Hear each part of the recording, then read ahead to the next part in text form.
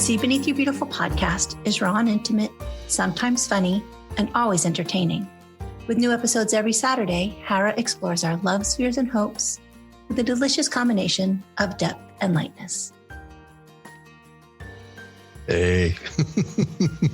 Okay, I'm gonna say humana.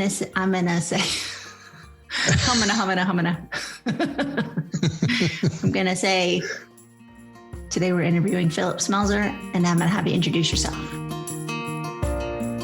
Today we're interviewing Phillip Smelser. Phillip, will you introduce yourself? Hi, I'm Phillip Smelser. I'm 53 years old. I am Hara's husband. I'm a father of 5. I'm a Coast Guard veteran, recent graduate of Eastern Washington University, and that's about it. That's the short list. That's the elevator pitch. Yeah, that's the elevator pitch. Oh, I always never know my elevator pitch. I always ask questions and don't know the answers myself, so I don't know what I would say. Yeah. Well, thanks for being on my podcast. You're welcome. We are taping this not on our anniversary, but it will air on our wedding anniversary. And that is how you got roped into this. You didn't have to rope me. Oh, thank you. That's sweet. But it'll air July 3rd, which will be our 4-year wedding anniversary, July 3rd, 2021. That's awesome. And also in July, we've been together 7 years. Wow. We're an old married couple now. But not. Right. One of the things that makes me want to interview you for this podcast, because the purpose of the podcast is to offer hope, is that we were both in unhappy marriages in the past. And this marriage is a real shock to both of us that you can love somebody more and more and more instead of less. Yeah. Do you think that's right for you? Oh, yeah, definitely. It's like so natural and like comfortable, not in the sense of like being easy. It's just like, it's like we click. Yeah, we're perfectly suited. Yeah. We totally get each other, but we're not the same person. We're not like the opposites attract thing. Yeah, for real. Yeah. So my favorite thing is every morning. Well, I wake up very early and I jump out of bed. Mm-hmm. And then you get up hours later and you make your side of the bed. And when I come back into the bedroom, the contrast of our bed is so funny to me because your side is made and your nightstand is perfectly clean. Mm-hmm. And my side is not made and my nightstand is piled high with shit. And I think that pretty much sums us up. And also I appreciate that you love me, even though that's me. And I love you, even though you're perfectly organized and, has to be a certain way. I think that's really lovely. I wouldn't say I'm OCD, but like not at all. What would other people say? I'm just kidding. I don't know. He's very organized. I think they might say that. With air quotes. Right. I really, really, really, really, really, really love us. I do too. And I'm so thankful for you. I'm thankful for you. Well, first of all, will you say how we met? Because we met on Match, but for me, I think you were the third person I spoke to. Yeah. I just recently moved to Spokane, 2014, and I got on the Match, and I don't remember what my search criteria was, but like, the radius of how many miles from your location. Yeah. It was probably like 10 miles or 15 miles or I don't know. And then after a couple of weeks, I expanded it to 25 miles and then your beautiful face popped up. That's sweet. Thank you. And the rest is history. Yeah, it really is history because our first date was at Boots Bakery. And I feel like even though I went on a date after our date the same day, I still feel... Which I'll never let you live down. That's right. Even though that's true, I still feel like it was love at first sight, and I couldn't wait for that second date to be over so I could text you. Right. I loved you right away. I win. Yeah. It's all good. And even your face totally messed everything up, because I was going into dating after 8 months of not dating because of some bad relationships prior. And my criteria was pretty strict. I was like, no, no, no, no, no, no. I found any excuse to say no. One of my very strong no's was you had to be divorced over a year, because I think the first year is a shit show, and you can't have little kids. And your face was so cute, I forgot to read your profile. Oh, and you were quitting smoking. That was a no for sure. And then the quitting was like air quotes again. Exactly. Trying, but failing. But just to be hopeful is that I did quit smoking, but then I started vaping, but now I don't do either. I quit everything 2 years ago. So yeah, that's awesome. I really am so happy about that. So I checked that box now. Ha ha ha. You checked that box. Well, and you weren't even divorced. Not only were you not divorced for a year, you were still married. I didn't check any boxes. You didn't check any boxes, except your face was so cute, I lost my mind. Well, and I was playing tennis last weekend, and you were watching me, which I really appreciate. And one of the ladies mentioned afterwards that every time I looked up at you, I had the, stupid googly eyes. So I'm just so happy about 7 years later, I still feel that way. Yeah, it's really awesome. And not only still feel that way, I feel that way more. I can't believe I love you more every day.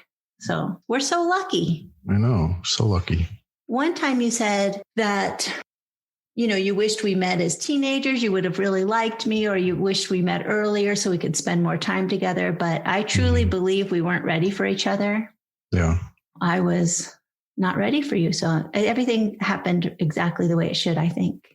Yeah, I was thinking about that the other day. Like, we had to go on our journey, and our journeys had to be exactly the way they are. Otherwise, we wouldn't have met, Right. Right. Obviously, we didn't live in the same state in high school, but like there's no way that could happen. But, or the same coast. Yeah. I was on the East Coast and you were on the West. It's so magical how things just kind of happen. And then that last little decision I made to expand your search. Expand my search, and all of a sudden, poof, I truly, honestly think it was divinely planned all along. Even though I'm don't know what I believe in God, but I do believe that I think we both paid our dues and this is our reward. And not that our exes aren't good people, but they just weren't the right people for us. And when it's the right person, it's really just this beautiful. Yeah. I never thought I would find somebody, period. I mean, I think that's the truth. I never thought I'd have a love story, and I'm so thankful from our love story. I also like that we're both 53 and we have the same references, even though we lived on different coasts. Yeah. All my references and that. So for some reason, that's so comforting. It's like having something in common is really important, Yeah. Yeah. You want to have something to talk about. So don't ever trade me in for an 18-year-old because you won't have anything to talk about. Right. Ew. But also, I don't even this is the first relationship in my entire life that I have no fear, because not only do you make me feel so loved, but I literally know there's nobody more perfect for you. Like right. You'd be if you did leave me, you'd be a total idiot. And so, right. So, because what is not my natural thing is natural with you is to constantly tell you how wonderful you are and build you up. And I don't think that's actually native to my characteristics. That's not really my qualities, I don't think, but you bring that out in me. That's good. Yeah. I think we bring out good things in each other. Definitely. That's really awesome. We can't only be this lovey, gooey, icky couple that people will gross out on, and if we only Right. talk about this. And so let's talk about some struggles you've had, because the beauty is that you can struggle in life and end up here. One thing that I struggled with, and I've not so much now, but like in my childhood and early adulthood, and I don't know, I want it diminished, but I was like super, super shy as a kid. Mm-hmm. And I struggle with that. And I'm still a little bit, I'm not as afraid to talk to people and be in social situation. I think that's just from going back to school and having to do public speaking and being in the military and having to be in a leadership role and stuff like that. But just, pushing myself to not hide in the shadows, But that was like a huge thing when I was a kid. It just stripped me of a lot of joy. Yeah. Kept me from trying things and doing things and participating. And it just like, that was huge. Yeah. And I'm sure there's other men in particular that, that can relate to being really shy as a kid, and what that feels like. Mm-hmm. What did it feel like? I feel like you're always like people are always judging you and like making fun of you behind your back, and and you just don't want to put yourself in any situation where that could become a reality, because some of it's just imagined. Most of it's just imagined, I would say most of it. Yeah. But you just get yourself into this like tape loop in your head where you can't feel confident about anything because you're just afraid of this thing that's got a grip on you, and it's just hard to get away from. Yeah. I remember somebody told me in my mid-20s, I think I had to go up on stage for something, and I was terrified. When I did go on stage, my legs would shake. I literally couldn't walk. I couldn't walk onto the stage because my legs were shaking so bad for fear of judgment. And somebody told me, not only are people not thinking about you, they're actually cheering you on. And that really helped me. I mean, it still was hard, but the thought that people were cheering me on made sense, because I know when I see somebody on stage struggling, I'm certainly rooting for them. I don't want anybody to fail. So that was really good to turn my thinking around a little bit. Yeah. I mean, taking those speech classes in college and stuff and being in the audience, and you have more of empathy towards the other students, and you start to see that it's just not a big deal, and right. You're not going to be publicly humiliated. So. Who cares what anybody thinks? You do your best, and that's all there is to it. But I totally get it. I'm not downplaying what you're saying. Hoping to please somebody is crazy, because say there's 5 people in the audience, those 5 people have 5 different expectations of you. And there's no way you can succeed pleasing them. Yeah. Because there's 5 different expectations. They all want something different from you. Right. So you have to just do you. So you were in the Coast Guard 22 years. Yeah. Which is a long, long time. So yeah, I joined the Coast Guard in 88, and that was the same year that my oldest son, Jeffrey, was born. And you were just 20 years old. Yeah. So I had a lot on my plate at 20. That was huge. That was a big challenge. And a new wife. Yeah, I got married too. Yeah. It was the full meal deal. And you were a total teenager in your head from your stories. I didn't know you then, of course, but your stories just make me laugh and jaw drop. And that's why I'm so glad I didn't meet you till we were 46, I think. Oh, yeah, I was. Because you and I were such idiots then. Oh, yeah. I mean, yeah, I did some stupid stuff. We didn't make a lot of money, but, buying diapers and formula, but there was always money for beer and cigarettes, somehow. In retrospect, yeah. Yeah. Can we talk about you give the very best hugs, because you're 6'4" and I'm 5'7", And I fit perfectly in your big bear hug. Right. We're like a perfect interlock, perfect. We interlock. We're Legos. We're a Lego hug. Right. And it's so relaxing. I always say, I feel like it's like I've had OxyContin, or is that what I say? Or oxytocin. What is the thing where it makes you feel so relaxed? Oh. Something like that. Is it like the stuff after turkey? You eat turkey? Tryptophan? I feel like, every time you hug me, I'm like, oh, that's so good. And one time a girlfriend was so sad. And I was like, I know, I'm going to have Phillip hug her. And the two of you, I like forced the hug, and you were both so awkward and uncomfortable. And that was so funny. And I thought, oh, how lovely that I'm the only one in the entire world that can get one of those good hugs. So, but that was really a funny moment. Yeah. We're in the Coast Guard. Oh, do you have any good Coast Guard stories? Oh, like what? Well, I don't know. Besides that you were all alcoholics and that what you did in port stayed in port, that skip those stories. That's par for the course. Well, most of the ships I was on, it was all male crew.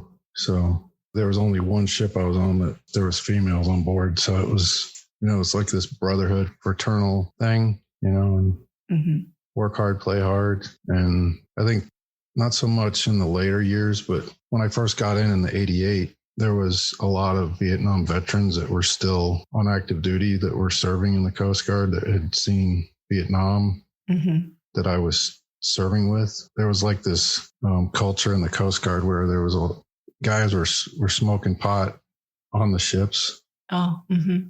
And there was just this attitude of like, we do what we want kind of thing. Yeah. No rules.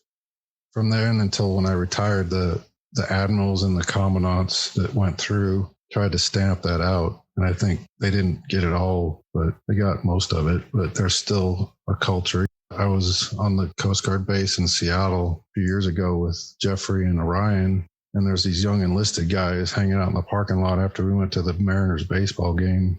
And they're just hanging out in the back of some dude's pickup. They've got the case of beer and the tunes turned up on the stereo, and it's like a Sunday, must be their Sunday ritual, It was so interesting because that was probably 7 years after I retired, 8 years. And it was just so interesting to see nothing's really changed in almost 30 years. It's crazy. Yeah. Were any of your relatives in the military? What made you decide to go into the military? Necessity, I guess. I really hadn't thought about the military as a career, just circumstances, and I needed a stable job. And I thought the Coast Guard had the most value of all the services, as far as the mission and stuff. Yeah. Well, 22 years is pretty stable. 22 years later, I'm glad I chose that path because I got to see a lot of cool stuff. Tell me some of the coolest places that you've seen. Been all throughout the Caribbean, got to see Jamaica. I've been to Cuba, the Dominican Republic. The North Pole. Went to the North Pole in 2005. It was so cold up there, obviously. There's not very many people can say they've been at the North Pole, like just, maybe 1,000 people on the planet could say that, Yeah. Oh, that's cool, babe. Maybe more. I don't know, but I have to fact check that. That's funny. Oh, I think I will fact check that. I like that. Oh, I went to Japan, to Yokosuka, Japan, and I've been to Russia, Providenia, Russia. That was scary and exciting and eye-opening and terrifying all in one. Why is that? Tell me about that. We're using it as like what they call a mid-patrol break kind of thing where it really wasn't a mid-patrol break, but it was there was like a couple objectives to it. We were going to get food and I think we got fuel. And it was also a diplomatic kind of thing through the State Department. So we tie up at the pier there at the city. There's a military base next to it. I don't know if it's really a city. It's more like a large town. And when we tie up at the pier, there's all these Russian soldiers, and the Russian soldiers have these really like distinct hats. They swoop way up and they're really tall. They didn't look like they were very friendly. It was really intimidating. And I was like, what are we doing here? Kind of thing. Like, do we make a mistake? Yeah.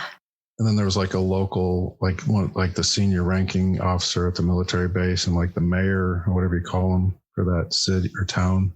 They came on board to meet the captain, and there was all this pomp and circumstance. And then everything calmed down and we got to get off the boat and go explore the town. And that was cool because it was like a typical, like you would imagine a Russian town to be, is like it was wet and everything's kind of dark, and the whole town was powered by a coal plant. So there was these smokestacks that were pumping out all the smoke all the time. And there was these tiny little shops. There wasn't like grocery stores. It was tiny little shops. I went in a couple of those and that was cool. And then there was these kids playing on the streets, and we ended up playing this like impromptu, like it was like a soccer game, but it was like street soccer. And it was this, they used some like soup can that was full of stuff as the ball. It was really cool to play with these kids. And there was just a bunch of guys off the boat, and we just hung out with these kids, and it was cool. And then of course we found the local bar. And this town was so far out in the middle of nowhere that the only way they could get their supplies was on a barge, and the barge only came twice a year. Wow. So the bar was stocked with alcohol. And then within 2 days, we drank so much alcohol that they had to shut the bar down because they were afraid they were going to run out and they weren't going to get any more for the rest of the year. Oh my gosh. So that was kind of shocking. Yeah, that's terrible. Yeah. I remember specifically one of the guys off the ship that I was friends with. At that time, I was wearing this like London Fog button-up leather jacket that was black. And I think I had boots on or something. And the guy was like, "You look like you could be from this town," because the way I was dressed and the way in my features, he's like, "You could be a Russian." Oh. And I was like, "Okay, that's cool."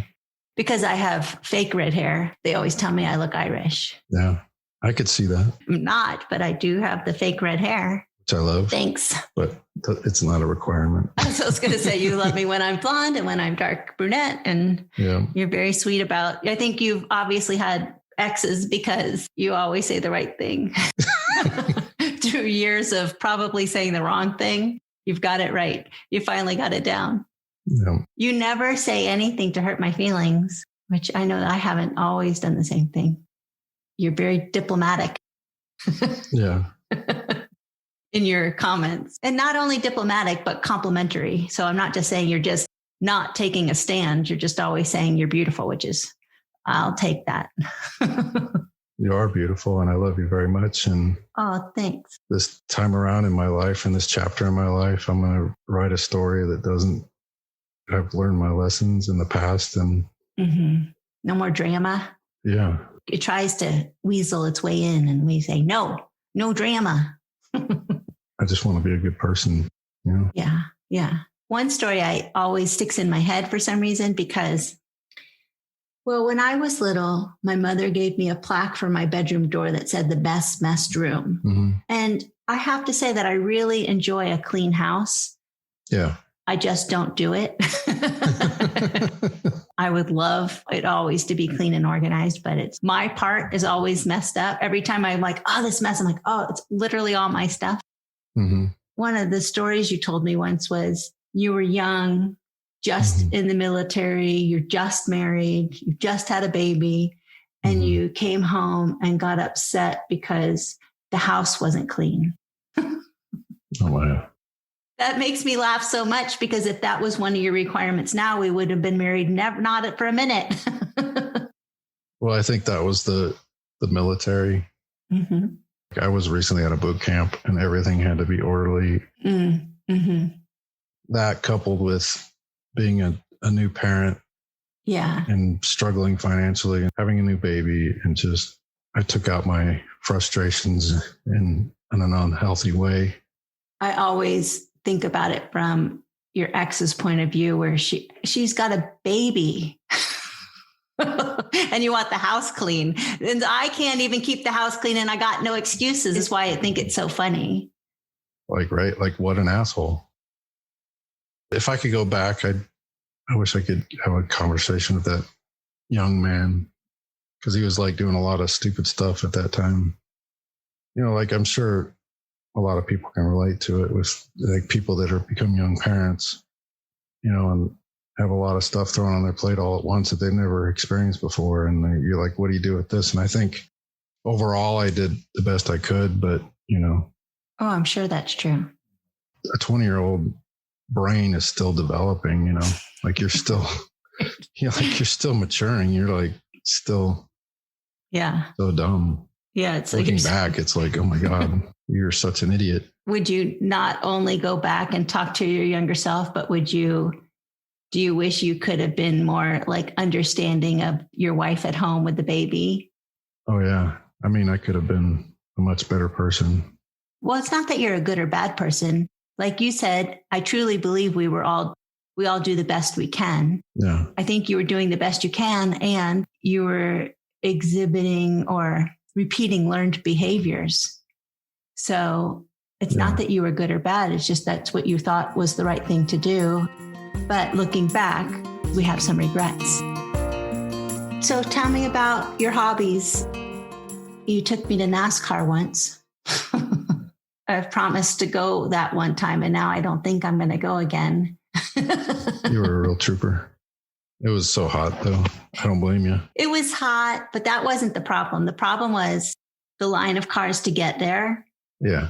And then you sit in the heat and you can't really see the cars like you can on TV. Like you just see them go by for a second and then leaving. So you watch these cars race around the track going hundreds of miles an hour. And then you leave the track going 1 mile an hour for 3 hours. I know. The irony of that killed me. That's the hidden truth that they don't want you to know about. Well, I'm going to tell anybody who asks. It was the worst. Racetrack we went to is up in Sonoma, California, which is near Napa. Yeah. Which is a horrible place to have a racetrack because there's only one road in and one road out, unless you come from the north, but that's only one road in, one road out. So, and one lane each way, right? I mean, it was just ridiculous anyway. Whether you come from Sacramento or San Francisco, you get funneled down into this 2-lane highway, and it could be, literally 10 miles of backup till you can get to where you can see the entrance to the racetrack, Yeah. So, yeah, I don't mind watching it on TV. In the air-conditioned house. You like NASCAR, and what else do you like? Most forms of auto racing, but primarily like Formula One, NASCAR. I've been getting into the endurance racing, which is different classes of cars that run from anywhere from like 4 to 24 hours on a racetrack. That one's kind of hard to watch because like literally you can't sit and watch a race for 24 hours, so you just have to catch the highlights. That is so funny to me because, every time I look at the TV, I'm like, oh my gosh, they have 500 more laps to go. That's funny. That's how I feel about football. When they say there's a minute left on the clock and it takes another 30 minutes, like, well, how is this even possible? Yeah. Oh, but that was one of the many reasons that I fell in love with you is that you don't watch football. Well, you're welcome. Thank you very much. The only time I'll get interested in football is if the Seahawks, if they make it to the playoffs, and then if there's a chance they could go to the Super Bowl, then my radar goes up. But day to day, no, I don't follow it. I follow baseball still. Mm-hmm. Keep an eye on the Mariners, but they kind of sucked this year. Kind of felt like a roller coaster. They're up and they're down. They're up and they're down. But yeah, maybe next year. Are you a fair weather fan? Is that what they call those? I guess so. I mean, I was like a diehard fan, 20 years ago, but that's back when they had a legitimate shot every season to go to the playoffs, but they could never get through the Yankees. Damn Yankees. Damn Yankees. Hey, that's funny. Damn Yankees. Isn't that a saying? Yep. What kind of guitar do you play? I have a Telecaster. It's a Squier Telecaster. It's made by Fender. I worked with this girl at an ice cream shop, and her boyfriend was selling his guitar, and I bought it off of him. Mm-hmm. And he was in this punk rock band, and I've had it ever since. What year was that? 87. It was right after high school. The ice cream shop was back in the 80s. Yeah, it was here in Spokane on Garland, the milk bottle. Since I bought it, it's had a pretty crazy story. Like a couple of years after I bought it, I was like hard up for money. So I pawned it, and then I got it back. And then a few years later, my brother wanted to try to learn how to play guitar. So I let him borrow it for a few years while I was I was on a ship, so I wasn't around much.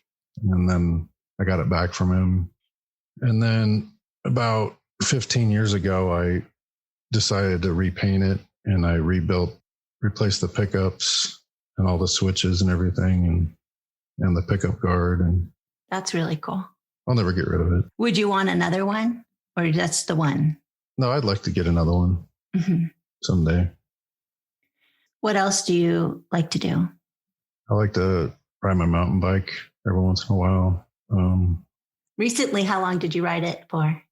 Well, how far did you go? Oh my gosh. Back in October, I rode it like almost 34 miles. Yeah. So that was crazy. I had a moment. Yeah, we started working out at the gym, and all of a sudden I felt like Superman, which was awesome. I felt awesome. I was so tired when I got back. Oh my God. I was like, what the heck did I do to myself? That's really funny. What else? I do like racing games on Xbox, play against my youngest son, Orion, and some other games, listen to music. Yeah, you like Led Zeppelin's your favorite. Oh my God, yeah. So just talking about opposites attract, like, yeah. What did you ask me if I wanted to go see who in concert? Oh yeah, Robert Plant. You said, did you want to go see Robert Plant in concert? And I was like, who's that? And you're like, okay, I'm asking Maggie, my daughter. It's funny how opposites attract. Right. You put yourself through college after you retired from the Coast Guard, and you graduated magna cum laude 2 years ago. Yeah. That was awesome. I'm so proud of you. That was a huge achievement. I just decided I was going to retire out of the military. So I got that done. And then I decided I was going to go back to school and get my bachelor's. And I did that. I'm really proud of you, because it's a lot of dedication. I went to college for a little bit after high school, but I failed miserably, and I wasn't into it. And it's just a disaster. But this time around, it was really good. It was a good experience. Well, that's what I'm saying about us too. Like, in terms of relationships and stuff, this time around, it's just everything's better this time around. So the point is, never give up hope, because you've seen some dark, low times. Yeah. And here we are, happily married. We all have these choices to make. And when you're young, you're kind of more impulsive, and you don't really think about consequences. But now, when you're in your 50s, you're like, you take a pause sometimes and you reflect on, should I do this? And sometimes that's like going against what society thinks is okay, or, like you're kind of going against the grain because you put more thought into it, looking at both sides of the issue or whatever, Yeah, you're more thoughtful. Instead of just being like, impulsive. And this is what I want. Just going with the crowd, mob mentality. Yeah. Well, and I just wanted to mention too that in January, you're 10 years sober. Is that right? 10 years? Yeah. Yeah. Congratulations on that. Thank you. Because you were kind of a shit show, according to your stories. I didn't even know you then. So that's been great too for you.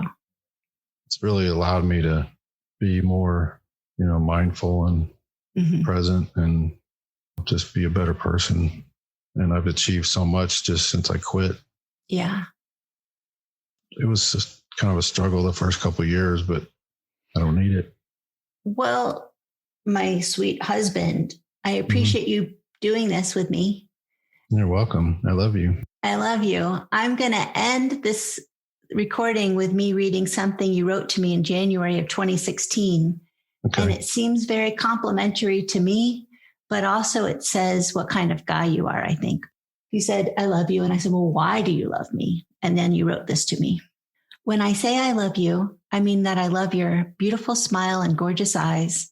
I love your competitive spirit. I love your impatience. I love the sound of your voice. I love that you feel things deeply. I love that you are so creative. I love that you play tennis really well, by the way. I love your kisses. I love that you really listen to me. I love when you say, I'm coming in. I love how great a friend you are to me. I love how committed you are to me. I love your laugh. I love that you want to go to Europe one day. I love holding your hand. I love that you love exploring. I love that you get my quotes from old TV shows and movies from our childhood. I love your passion for life. I love that you trust me with your feelings, and I love how much you love me. When I say I love you, I really mean I love all of you completely. Even more today. Aw, that's so good. Oh, I didn't know I could love you more. At our wedding, I thought, well, that's the pinnacle of love, but I love you more. I love you more. We're so lucky. Right? Yes, right. Thanks for being on my podcast, babe. You're welcome. This was fun. I love you. I love you. Bye. Bye.